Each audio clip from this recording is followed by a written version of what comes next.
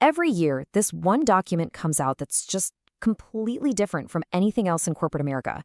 It's not packed with buzzwords or fancy photos.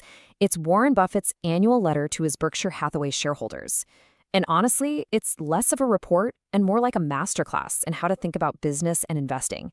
So let's unpack this thing. Let's really dig into what makes the Berkshire Blueprint so special. And we're going to start right here. Just let that sink in for a second. In 5 years, one of the most successful people in the history of capitalism has publicly said, "I made a mistake," 16 times. And he's not just saying it, he's pointing out that other huge companies basically pretend they're perfect. This isn't just a quirky personality trait. This is the absolute foundation of the whole Berkshire way of thinking. And here's the difference, right? It's like two different universes.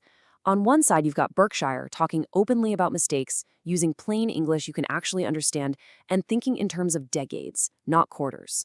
And on the other side, you've got what Buffett calls happy talk and pictures. You know the ones. They're designed to make everything look perfect. They're basically just marketing. Berkshire's letter is different because it's a real report to the owners of the business. And that, right there, changes everything. So this leads us to the first major pillar of the Berkshire Blueprint. You have to embrace your mistakes.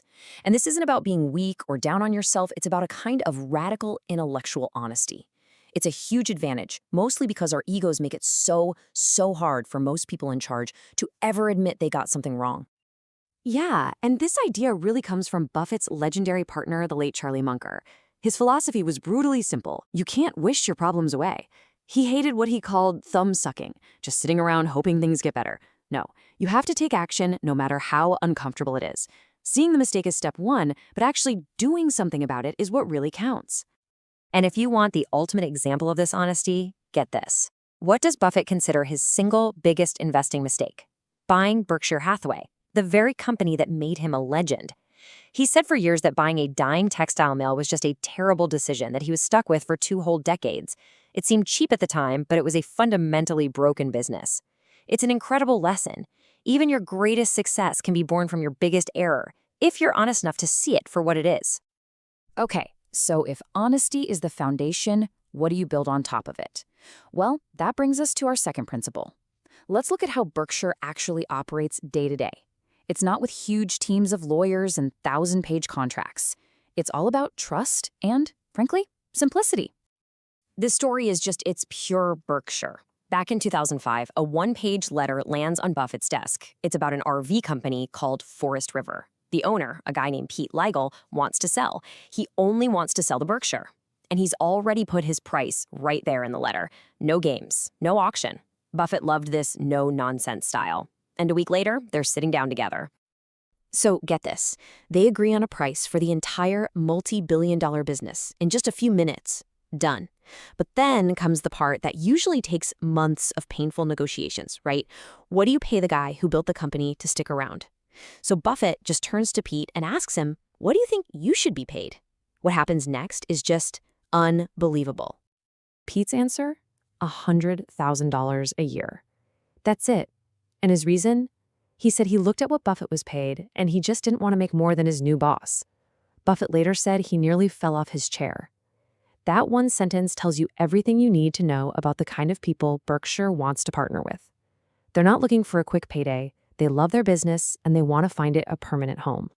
Okay, so having this culture of trust lets Berkshire skip all the nonsense and focus on what truly matters. And that brings us to the absolute bedrock of their entire investment philosophy. It's a lesson Buffett learned decades ago from his mentor, the father of value investing, Ben Graham. It sounds almost too simple, doesn't it? But this might be one of the most important ideas in the world of finance. Price is what you pay, value is what you get. The price is the number on the sticker. The value is what that thing actually delivers to you over its lifetime. They are almost never the same thing. And the gap between them? Well, that's where Berkshire has made its fortune. So how do you measure value? Well, Berkshire uses a concept called intrinsic value. Now, this isn't about adding up the company's real estate or inventory. Nope. It's about figuring out all the cash a business is going to generate for its owners from this day forward until the day it closes up shop. And then you discount that all back to what it's worth in today's money. The best way to get your head around this is with Buffett's analogy of a college education. Think about it. The price isn't just tuition and rent. The biggest cost is the 4 years of salary you gave up by not working. That's your total cost. Then, you estimate the value, all the extra money you'll earn in your lifetime because you have that degree. You discount that future pile of cash to what it's worth today. If that value number is way, way bigger than your cost, then college was a great investment. It's the exact same logic they use to buy a business. So, what happens when you take these simple, powerful ideas and you just apply them with monk-like discipline for over 60 years? Well, you end up with an empire unlike anything the world has ever seen. Let's just take a minute to appreciate the sheer scale of what this philosophy has built. Let's start with a number. In 2024, Berkshire Hathaway paid almost $27 billion in U.S. corporate taxes. And according to Buffett, that single payment from one company was about 5% of the total corporate taxes paid by all of corporate America. That is just mind-boggling. And that empire, it's built on brands that are all around us. You absolutely know the Geico Gecko, right? The massive auto insurer that's been a part of the Berkshire family for decades. Chances are you have Duracell batteries in something near you right now, the Copper Top, a brand that is just synonymous with power. Or maybe you've grabbed a Blizzard from Dairy Queen. It's such a simple, wonderful business that just keeps delighting people year after year. You might even be wearing Fruit of Loom right now. It's not glamorous, but it's a solid, essential business that makes things people always need. But it's not just consumer stuff. It's the actual backbone of the American economy. Berkshire owns BNSF Railway, one of the biggest railroads in North America, literally moving the country's goods from coast to coast. This incredible mix of simple brands and heavy-duty, essential industry, that's the empire. And all of this, it really brings us to the final and, maybe the most important question of all. Warren Buffett is 94 years old. What happens to this incredible, unique creation when he's no longer there to run it? Well, the succession plan itself is pretty clear. Greg Abel, who runs all of Berkshire's non-insurance businesses, is the designated successor. He's been there forever. Everyone says he totally gets the culture. He shares the vision. But the real question isn't just about who sits in the big chair. It's this.